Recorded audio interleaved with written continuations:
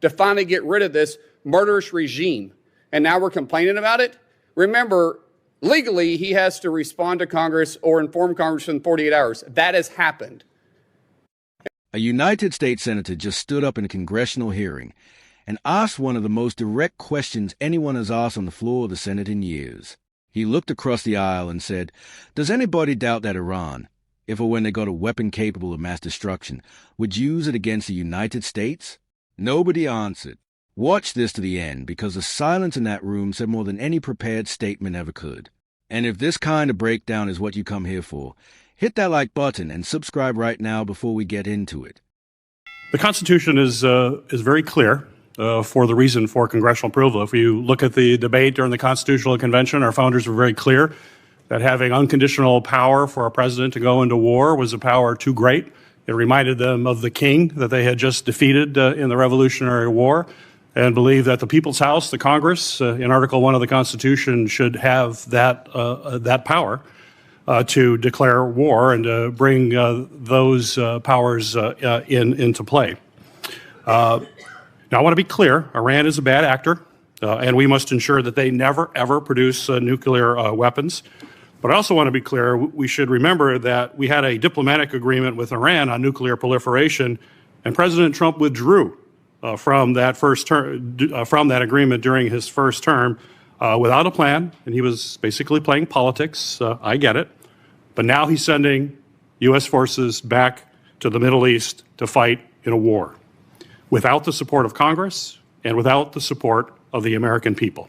And that's why the administration must immediately seek congressional approval to make clear to not just to Congress, but more importantly to the American people, that there's an actual end goal and there's an actual strategy to ensure that what he is doing there actually protects our homeland security as opposed to endangering it.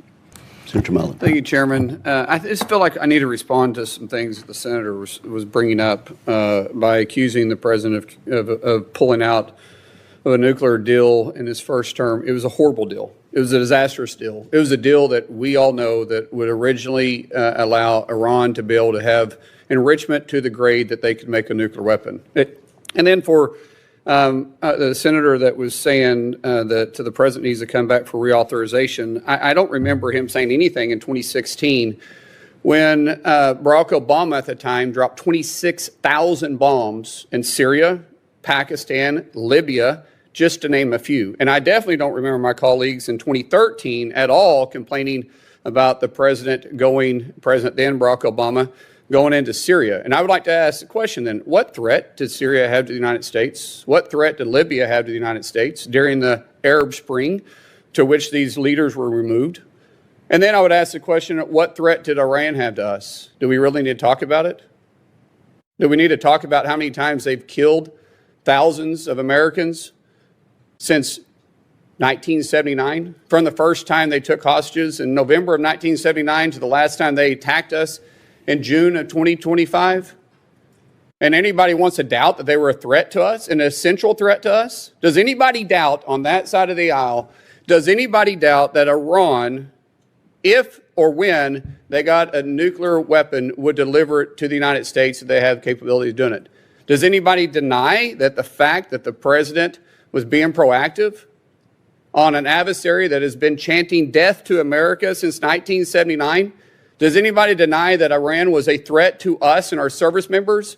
Or do we have to remind you how many they've injured and killed through their proxies and through direct action? This is the first president in 7 presidencies that actually did something about the thorn that constantly came after us. And now you criticize him and you say it's illegal? It's not. This same authorization is the same authorization that Democrats and Republican presidents in the past have used. And thank God we had a president with a backbone to finally get rid of this murderous regime. And now we're complaining about it? Remember, legally, he has to respond to Congress or inform Congress in 48 hours. That has happened. And then within 60 to 90 days, he needs to inform Congress if we're going to war and ask for specific war authorities. But the president, through Article 2, clearly has an obligation and the powers under the Constitution to defend our interests home and abroad. And there is no question he's defending our interest. No question. So what is this grandstanding about? Do you think we should have let the Ayatollah in place? Do you think he was a good guy? Are you defending the Ayatollah now? Or aren't you glad that America finally stood up and took care of this murderous regime that's been sponsoring terror around the world for 47 years? How about we say thank you, Mr. President, for finally getting rid of this nuisance, this murderer, this sponsor of terror? He did the world a favor, and the world is a safer place because of it. You may disagree with a lot of his actions. You may disagree with some of his policies, but you can't deny that this was a threat and an essential growing threat to the United States. And you want to say he's playing politics, and you get the politics behind it, Mr. Peters? You guys are playing politics.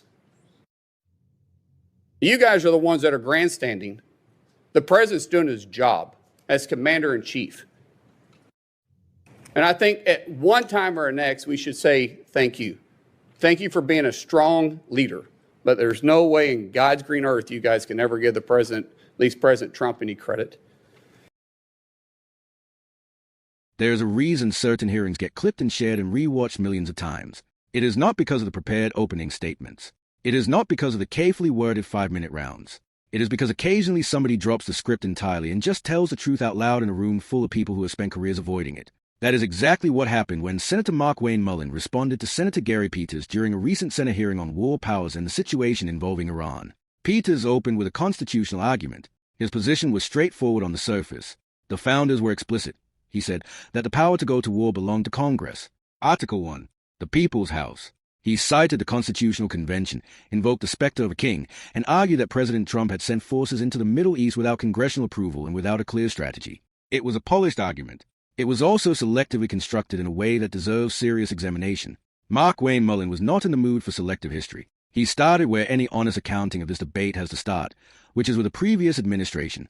Because if the constitutional principle is that a president must seek congressional authorization before conducting military operations, then that principle has to apply universally. It cannot apply only when the president belongs to the opposing party. Mullin asked a simple question. Where was the outrage in 2016 when the Obama administration dropped 26,000 bombs across Syria, Pakistan, and Libya? Where was the urgent call for congressional authorization then?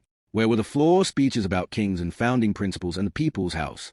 The answer, of course, is that there were none. And that absence is not a minor footnote. It is the entire argument. This is not a defense of any single presidential decision. Every administration, Republican and Democrat, has pushed the boundaries of executive war powers in ways that deserve scrutiny. The War Powers Resolution has been tested and stretched and worked around by presidents of both parties going back to its passage in 1973. That is a legitimate institutional problem worth discussing. But Peters did not come to that hearing to have that discussion.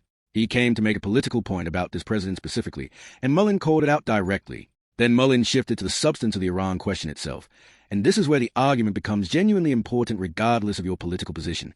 Iran has been a state sponsor of hostile activity against American interests and American service members since 1979. That is not a partisan claim. It is a documented record spanning nearly half a century. From the hostage crisis of 1979 through proxy attacks across the Middle East, through the funding of groups responsible for killing and maiming American troops, through direct strikes as recently as June of 2025. Mullin asked whether anyone on the other side of that room genuinely doubted that Iran posed an essential threat to the United States. Again, no answer. The nuclear dimension of this matters enormously, and it is worth understanding clearly. The reason certain hostile nations maintain a kind of strategic deterrence is precisely because they possess weapons capable of catastrophic retaliation. That calculation, as grim as it is, creates a ceiling on conventional conflict. Iran does not have that capability yet. But their leadership has made clear repeatedly and consistently over decades that acquiring it is a central objective. The deal that Senator Peters cited as a model of diplomacy, the one President Trump withdrew from in his first term, contained sunset provisions that would have eventually allowed Iran to enrich uranium to weapons-grade levels. Critics of the deal, including many people who are not politically aligned with either party, pointed this out at the time. Whatever your view of the diplomatic approach, calling the withdrawal from that agreement reckless without acknowledging its structural problems is not an honest argument. Mullin's broader point was this. 7 presidencies dealt with Iran. 7. Through hostage crises and proxy wars and sanctions and negotiations and more sanctions. And Iran continued to sponsor hostile activity, continue to pursue its nuclear ambitions, and continue to be a destabilizing force across the region. Whether you agree with how this administration chose to act or not, the argument that the problem was being managed effectively before is very difficult to sustain when you look at the 4 to 7 year track record. Now, the war powers question is real and it deserves a real answer. The Constitution does give Congress the authority to declare war. That is not in dispute. What is also not in dispute is that Article 2 gives the President authority as Commander-in-Chief to respond to threats and defend American interests. The War Powers Resolution requires the President to notify Congress within 48 hours of deploying forces, which did happen here. It then provides a 60 to 90-day window before additional congressional authorization is required if operations are to continue.